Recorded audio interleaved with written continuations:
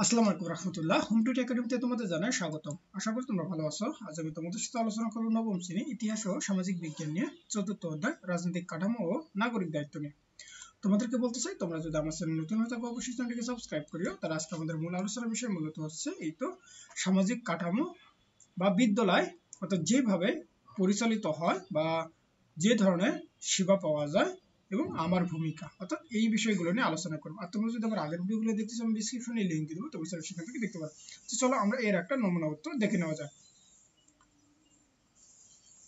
তাহলে এখানে সামাজিক কাঠামো বা বিদ্যালয় যেভাবে পরিচালিত হয়, তার মানে বিদ্যালয়ের প্রশাসনিক কার্যক্রম পরিচালনা হয় পরিচালনা কমিটি ও প্রধান শিক্ষকের মাধ্যমে, এবং পড়াশোনার কার্যক্রম পরিচালিত হয় অন্যান্য শিক্ষকের মাধ্যমে। এবং যে ধরনের সেবা পাওয়া যায় এখান থেকে শিক্ষার্থীরা শিক্ষা সেবা গ্রহণ করে।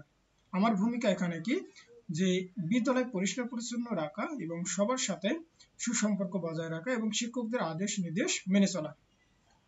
তারপরের সাথে আমাদের কি বলতেছে, যে রাজনৈতিক কাঠামো অর্থাৎ ইউনিয়ন পরিষদ বা সিটি কর্পোরেশন, তাহলে যেভাবে পরিচালিত হয়, যে ধরনের সেবা পাওয়া যায়, আর আমার ভূমিকা। তো চলো আমরা এর একটা নমুনা উত্তর দেখে নেওয়া যাক।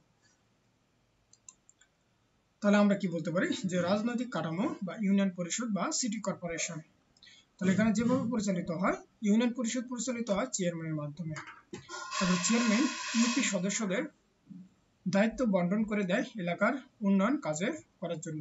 তারপর যে ধরনের সেবা পাওয়া যায়, স্থানীয় নাগরিকদের জন্য উন্নয়ন মূল কাজ করে। এবং আমার ভূমিকা কি, যে এলাকার পরিবেশ সংরক্ষণ করা, তারপরে দারিদ্রদের সহযোগিতা করা, নিরক্ষর মুক্ত পরিবেশ গড়ে তোলা, তারপরে প্রয়োজনীয় শিশুদের প্রাথমিক শিক্ষা দেওয়া।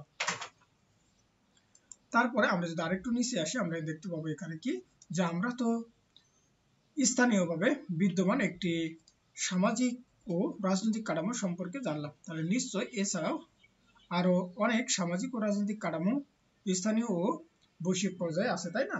চলো তাহলে আমরা যা জানি এবং পাঠ্য বইয়ের বিদ্যমান তথ্যের ভিত্তিতে স্থানীয় ও বৈশ্বিকভাবে বিদ্যমান সামাজিক ও রাজনৈতিক কাঠামোগুলো বিশ্লেষণ করে নিজ নিজ অবস্থান শক্ত করি, এবং পরে আমাদের কি কি ভূমিকা থাকতে পারে তা দলীয়ভাবে আলোচনা করে উপস্থাপন করব।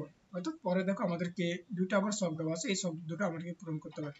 তাহলে আজকের মতো এই পর্যন্ত। আমি পরবর্তী ভিডিওতে তোমাদের সাথে এই দুইটা শখ নিয়ে আলোচনা করবো। তাহলে তোমরা সকল ভালো থাকবো, সুস্থ থাকবো। আল্লাহ হাফিজ।